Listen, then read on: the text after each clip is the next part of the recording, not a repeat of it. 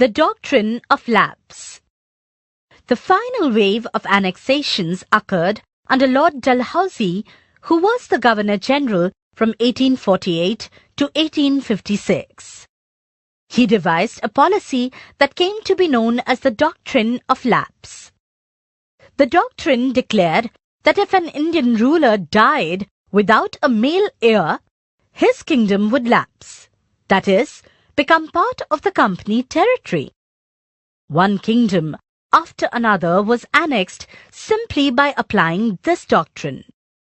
Satara in 1848, Sambalpur in 1850, Udaipur 1852, Nagpur in 1853, and Jhansi in 1854.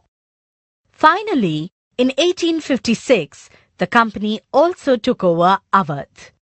This time the British had an added argument. They said they were obliged by duty to take over Awadh in order to free the people from the misgovernment of the Nawab.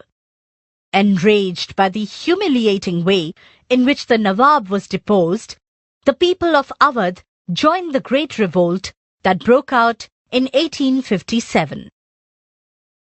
Setting up a new administration. Warren Hastings, the Governor-General from 1773 to 1785, was one of the many important figures who played a significant role in the expansion of company power. By his time, the company had acquired power not only in Bengal but also in Bombay and Madras. British territories were broadly divided into administrative units called presidencies. There were 3 presidencies: Bengal, Madras, and Bombay. Each was ruled by a governor. The supreme head of the administration was the Governor-General. Warren Hastings, the first Governor-General, introduced several administrative reforms, notably in the sphere of justice. From 1772, a new system of justice was established. Each district was to have 2 courts, a criminal court, that is, the Faujdari Adalat, and a civil court, the Diwani Adalat. Maulvis and Hindu Pandits interpreted Indian laws for the European district collectors who presided over civil courts. The criminal courts were still under a Qazi and a Mufti, but under the supervision of the collectors. Qazi means a judge. Mufti means a jurist of the Muslim community responsible for expounding the law that the Qazi would administer. A major problem was that the Brahman Pandits gave different interpretations of local laws based on different schools of the Dharam Shastra. Dharam Shastras means Sanskrit texts prescribing social rules and codes of behavior, composed from the century 500 BCE onwards. To bring about uniformity, in 1775, 11 Pandits were asked to compile a digest of Hindu laws. N.B. Halher translated this digest into English.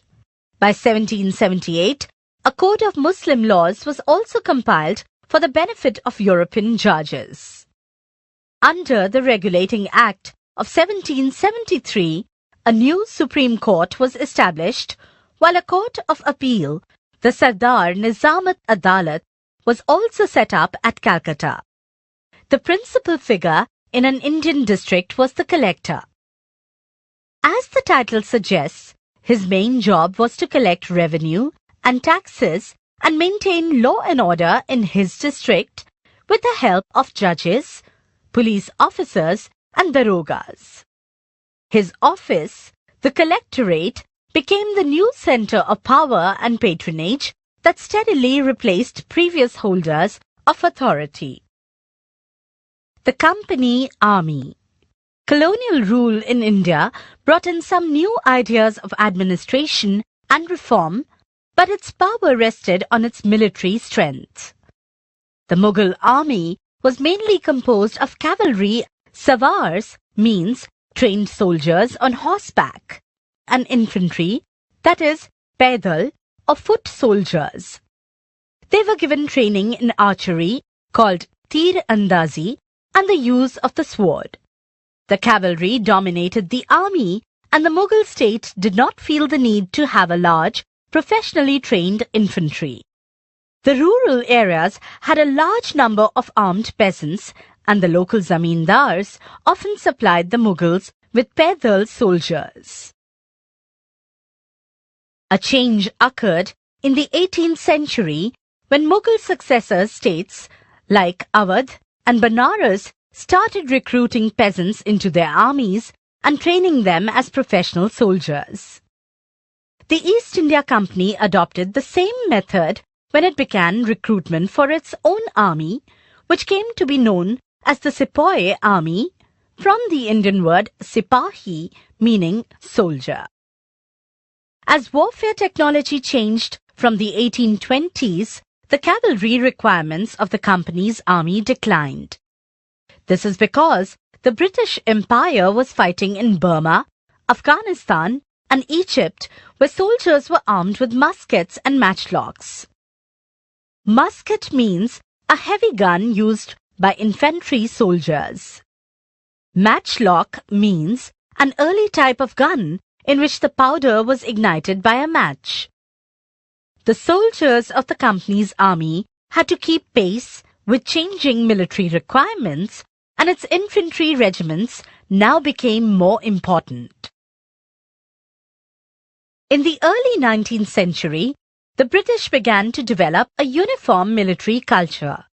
Soldiers were increasingly subjected to European-style training, drill, and discipline that regulated their life far more than before. Often this created problems since caste and community feelings were ignored in building a force of professional soldiers. Could individuals so easily give up their caste and religious feelings? Could they see themselves only as soldiers and not as members of communities? How did the sepoys feel? How did they react to the changes in their lives and their identity? That is, their sense of who they were. The revolt of 1857 gives us a glimpse into the world of the sepoys. You will read about this revolt in Chapter 5. Conclusion. Thus, the East India Company was transformed from a trading company to a territorial colonial power. The arrival of new steam technology in the early 19th century also aided this process. Till then, it would take anywhere between 6 and 8 months to travel to India by sea. Steamships reduced the journey time to 3 weeks, enabling more Britishers and their families to come to a far-off country like India. By 1857, the company came to exercise direct rule over about 63% of the territory and 78% of the population of the Indian subcontinent. Combined with its indirect influence on the remaining territory and population of the country, the East India Company had virtually the whole of India under its control. Elsewhere, slave trade in South Africa. The Dutch trading ships reached southern Africa in the 17th century. Soon, a slave trade began. People were captured, chained, and sold in slave markets. When slavery ended in 1834, there were 36,774 privately owned slaves at the Cape, located at the southernmost tip of Africa. A visitor to the Cape in 1824 has left a moving account of what he saw at a slave auction. Having learnt that there was to be a sale of cattle, farm stock, etc. by auction, we halted our wagon for the purpose of procuring fresh oxen. Among the stock was a female slave and her 3 children. The farmers examined them as if they had been so many head of cattle. They were sold separately and to different purchasers. The tears, the anxiety, the anguish of the mother, while she cast heart-rending looks upon her children, and the simplicity and touching sorrow of the poor young ones, while they clung to their distracted parent, contrasted with the marked insensitivity and jocular countenances of the spectators.